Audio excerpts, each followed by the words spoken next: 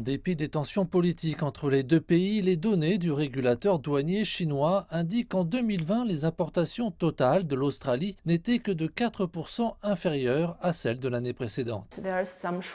Nous constatons une contraction des exportations australiennes, mais cela n'est lié qu'à 7 types de produits, comme le bœuf, le vin, le homard, le coton, etc.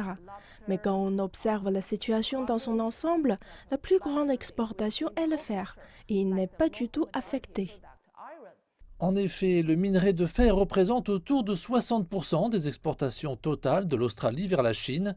L'année dernière, son prix a doublé, passant de 80 à 160 dollars la tonne, stabilisant le commerce global. Pourtant, les liens économiques historiques étaient plus étroits. Avant la pandémie, la Chine achetait 38% des exportations australiennes. Cela représente plus de 6% du PIB du pays. Des données qui, pour le professeur Zhang, sont dues à la nature complémentaire des deux économies. L'Australie possède de riches ressources, c'est aussi un grand exportateur de produits agricoles sur les marchés mondiaux. La Chine a une forte puissance de fabrication et un marché intérieur colossal.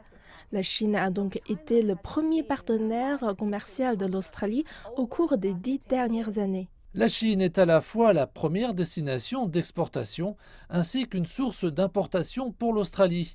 À l'Expo internationale d'import-export de Chine de l'année dernière, plus de 150 entreprises australiennes étaient représentées. De la part d'un seul pays, il s'agit d'un nombre très élevé. Mais Zhang Lin précise que les tensions commerciales sont toujours d'actualité. L'Australie a lancé un appel à l'Organisation mondiale du commerce au sujet des droits de douane chinois sur l'orge. Il est également probable que l'OMC s'occupe des exportations de charbon. Cela entraînera plusieurs défis. Mais même avec ces difficultés, une lueur d'espoir subsiste.